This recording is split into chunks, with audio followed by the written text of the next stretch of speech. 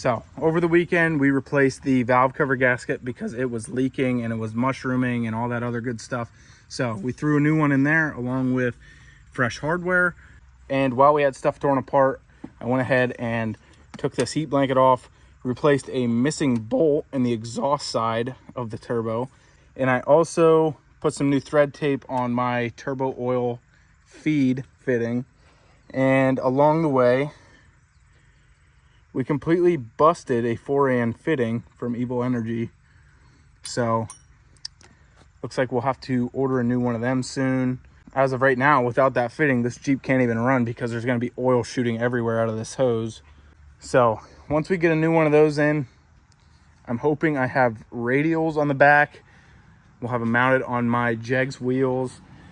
And hopefully we have enough traction to get some more tuning done on this thing, because it's so rowdy right now that it just blows the back tires off of it, and we can't get a decent enough log for my tuner to send a new tune. So the next day.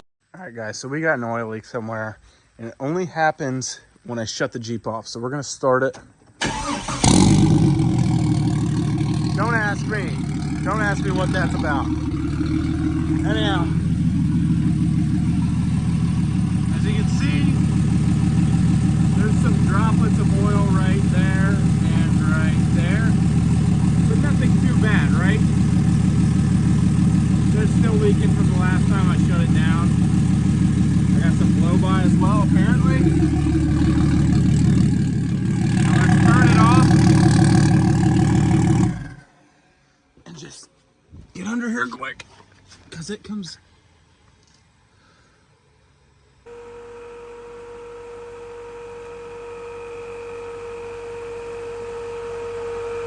Right there, it's All right, boys, so we're gonna have to try and track down this oil leak. I have a feeling it's either my oil pan gasket or my rear main, unfortunately. But I just replaced this valve cover gasket, and I swiped my fingers on the back side of it, and it's just full of oil. It's a brand new gasket. I love this valve cover, but it just seems to be nothing but problems anymore. So I'm gonna go do some running around today, and hopefully when I get back, I can take a closer look at it and just see what's going on. Because if you can see that is not a small oil leak anymore, unfortunately. So hopefully we get this sorted out. All right, guys, it's the next day. I'm like half sick, so I really don't want to be crawling around on the floor too much trying to find this oil leak, but we're going to give her hell. We're going to check out the top of the motor first. I know what I've found so far is the back of my valve cover is still leaking. I don't understand how. A couple things I'm going to check out is, dude, brother,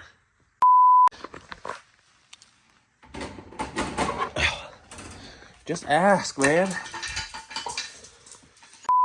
All right, so a couple of things I'm going to check out first is stuff that would have oil in it sitting while the Jeep is turned off. The reason I say this is because when this Jeep is running, it's not leaking oil terribly. Maybe a drip here and there, but as soon as I shut it off, when there's no oil pressure flowing through this motor and there's just a stagnant puddle of oil somewhere, that's when it's leaking out.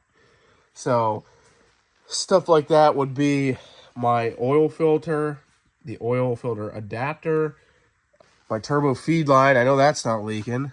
Those are really the only two places where I could think that oil would just sit and then find a hole and leak out of. So we're probably going to jack the Jeep up in the air, crawl under it, and maybe get it running and shut it off and try and figure out where it's coming from. I'm pretty sure it's from this side of the engine, because that video that I put up of when I shut the Jeep off and oil just started running down my bell housing, it was coming from the driver's side.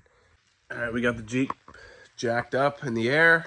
That's the first thing we're going to do is just go under, investigate, dab around with a paper towel, and see if we can find anything. Now, it could very well. So right up there where you guys see the red, I can't really point, up there, It's right below my valve cover, and it is all wet. So this could very be oil still leaking from my valve cover and just traveling all the way down my bell housing to there. That's where it's dripping from. Guys, look. Dude, how many of them are missing? Oh. Alright guys, so when I had to drill my oil pan out to put my turbo return line, my oil return line in, I took all the stock bolts out and put in these studs just so it'd be easier to line the gasket up and everything. And there are 2 of the stud nuts, just they're not there. So how many of them are either not there or just completely loose? We have a couple. We got a couple studs that I didn't have to use. They were extra. So we will be able to use the nuts off of them. As long as there's not like, 12 of them missing, I'll be able to fix this rather easily. I'm gonna go to the passenger side now and look and see how many are missing over here. And we're also gonna grab a socket and a little extension and just see how many of them are literally hand loose. Under here, looks like the passenger side stud nuts are all still there, so that's a good sign.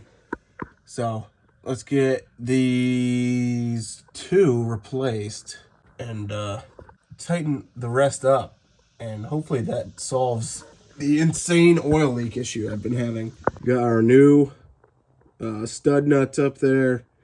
And we're going to tighten every single one on this oil pan. And we're going to take this bitch for a fucking rip. Clean the oil off the floor and then park it and see how much it still leaks. All right, guys, I want to take a quick break from this video and give a quick shout out to our sponsor, Shine Armor.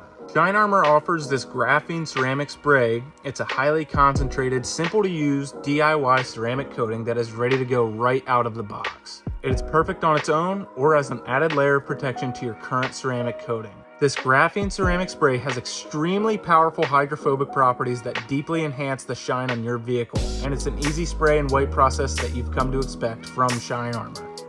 Now, if I'm being honest here, the Jeep may be one of the ugliest vehicles I've ever owned, and that's just solely because it's been sitting for most of its life under a tree in a garage, building up dust.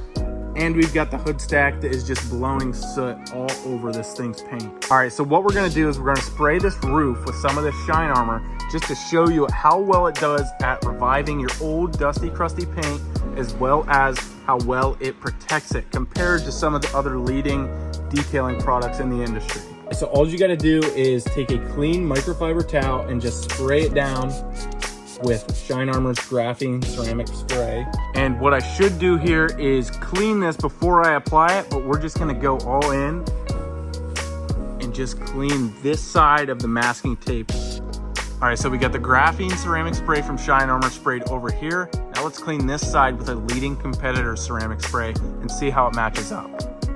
All right, so we've let both ceramic sprays sit for about 1 to 2 minutes. Now we're gonna take a clean, dry microfiber cloth and just buff the excess off. Here you can tell is where the untreated paint is. Over here is Shine Armor, and over here is one of the leading competitors brands. And you can just already tell this paint on this Jeep is garbage. Shine Armor helps to fix that. And if you guys still don't believe me, let's get the water out and do a little test. All right, so we've got our water, Shine Armor, leading competitor, and no ceramic. So let's see how they pair up.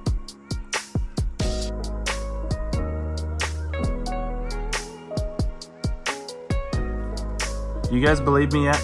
Water just beads right off of the Shine Armor side. This side is really no better than what was under the masking tape. All right, guys, the proof is in the pudding. This stuff works. So huge thanks to Shine Armor for sponsoring this video. Let's get back to it. All right, so we got the 2 nut studs thrown on, and we went ahead and tightened all the other stud nuts, and most of them were loose, and a couple of them were extremely loose, but there was also a couple that were tight. So I'm assuming that's what it was. I might go ahead and just re-torque all my valve cover bolts. Just make sure that those are still torqued to spec. We'll lower this Jeep down, pull it out, let it warm up, and we'll take it for a drive. Okay, so Megan and I just took the Jeep for a ride around the block. And so far, no oil leak. But I'm gonna hand the camera over to her and we'll do a little pull on it and see if it starts leaking when we get back to the house.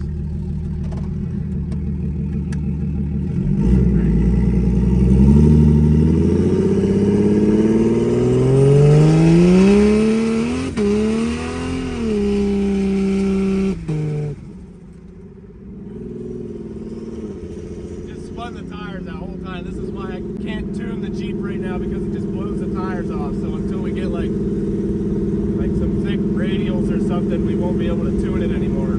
All right, so we just got back to the house.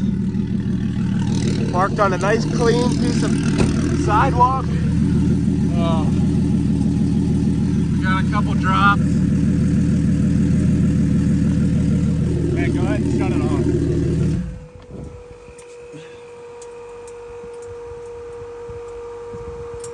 Still leaking some. The good news is we might be back to normal now. Still have a slow, small oil leak.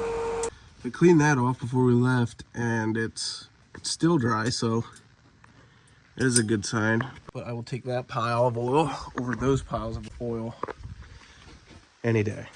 This just came from the back of my valve cover, so I'm thinking the valve cover is still leaking, but now it's only back there, because even underneath the Jeep I could see like a puddle of oil on the side back there and leaking down my head. So I'm hoping that's the case, because that's an easy fix. However, I don't even know how to fix it without putting RTV on it or something, which I don't want to do, because if we're at the racetrack and we got to pull the valve cover off, that's just not going to work. Having to scrape all the old RTV off, put new on, it won't work. So I apologize for such a short video. I've been sick and I really can't do anything else to this Jeep until I figure out that oil leak. So, but I appreciate every single one of you guys for watching. Check out Shine Armor and give them a try. I promise they're worth it. And we will catch you guys in the next one.